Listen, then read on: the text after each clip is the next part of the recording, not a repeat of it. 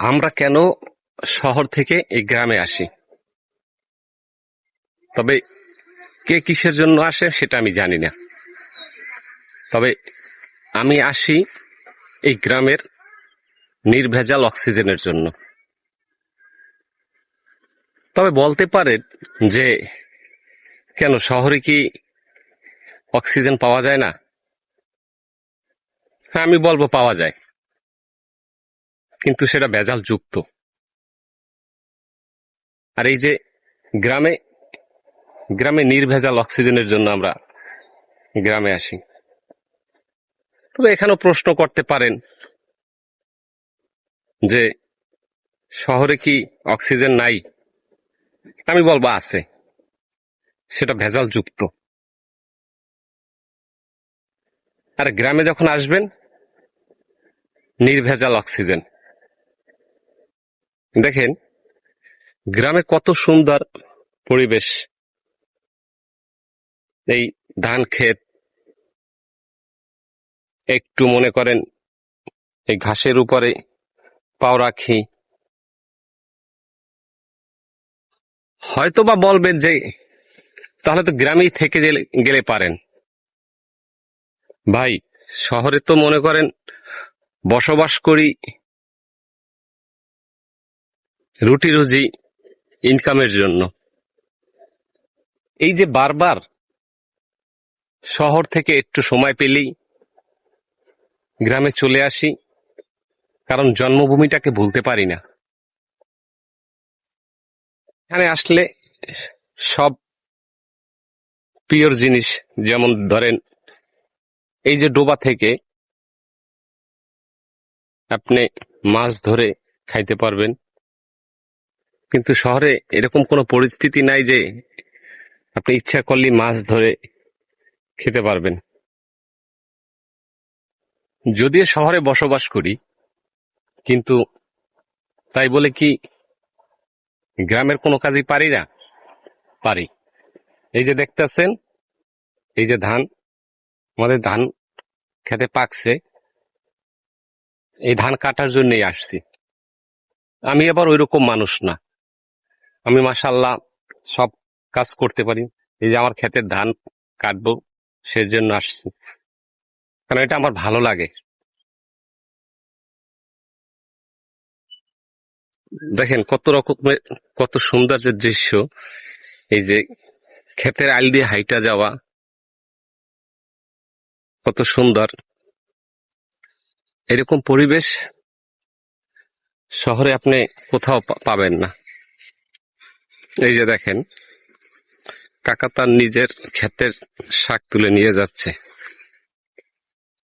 কিনতে হবে না, তার নিজের ক্ষেতের শাক তুলে সে নিয়ে পাক করে খাবে।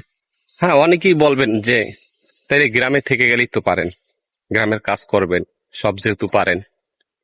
ভাই আসলে কি, আমার রিজিক, আমার কর্ম সবকিছু আল্লাহ নির্ধারণ করে দিয়েছে। আর সেটার জন্য আমার যেখানে থাকতে হয় সেখানেই থাকবো। হয়তোবা আমি এখন শহরে বসবাস করি, শহরে কর্ম করি। আল্লাহ যদি এই গ্রামের কর্ম যদি লিখে রাখে কপালে, সেটাও আমি করব।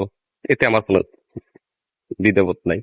এই যে দেখেন এই কাকাকে যে দেখাইলাম, এই কাকা এই যে নিজের ক্ষেতের পাট শাক তুলে নিয়ে গেছে। এরকম গ্রামে আপনি সকালবেলা ওই যে বাজারে যাবেন, সেরকম কোনো চিন্তা নাই যে বাজারে গিয়ে আপনার মাছ কিনতে হবে, তরকারি কিনতে হবে, এরকম না। ইচ্ছা করলে তার নিজের পুষ্কুনির মাছ এবং নিজের ক্ষেতের শাক, নিজের ক্ষেতের সবজি তুলে সে পাক করবে। দেখেন থোকায় থোকায় আম ঝুলতে আছে, কিন্তু এই আম যে চুরি হবে সেটার কোনো চিন্তা নাই। কারণ কে কার আম চুরি করবে? আমের সিজন আসলে তো যার যার গাছেই আম ধরে, যার যার যার অনেকের গাছেই আম ধরে, অতএব তাদের চাহিদা নাই। কারণ সবার গাছে আম ধরলে তো আর সেটা চুরি করতাম না। এটাই হলো গ্রামের দৃশ্য। কাঁঠাল ধরেছে। তবে আর একটা কথা আমার, সেটা হইলো গ্রাম গ্রাম থাকাটাই আমার কাছে ভালো লাগে। অনেকেই বলে না যে কেন গ্রামের আমার এই রাস্তাটা পাকা হইল না। জানি না সেটা তাদের ইচ্ছা বা তাদের শখ, কিন্তু আমার কাছে একটা জিনিস কি জানেন, আমার কাছে গ্রাম গ্রামই যেন থাকে, সেরকম ভালো লাগে। এই যে কাঁচা রাস্তা, এই যে মেঠো পথ দিয়ে হাঁটা, এটা আমার কাছে খুবই ভালো লাগে।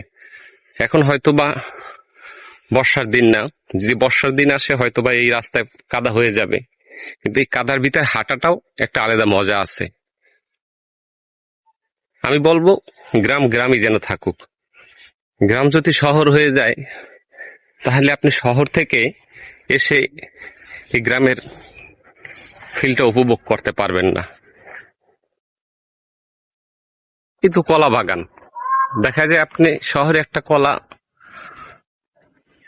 15 টাকা পিস কিনে খাবেন, কিন্তু গ্রামে যদি কিনেও খান সর্বোচ্চ হয়তো বা 5 টাকা হবে। কিন্তু গ্রামে যার যার সবজি বলেন, যার যার ফল বলেন, তারা নিজেরা ফলায়। এটাই হইল গ্রাম।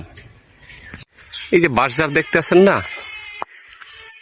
এই বাঁশঝাড়ে সকাল সন্ধ্যা দেখবেন ঝিঝি পোকা যে কত সুন্দর ডাকতেছে। এই যে ডাকগুলো, যে অন্যরকম একটা ফিল আসে, এটাকেই বলে গ্রাম। সবশেষে একটা কথাই বলবো, গ্রামকে আমরা ভুলতে পারবো না। গ্রাম আমাদের হৃৎপিণ্ড। Love you my village, love you my জন্মভূমি।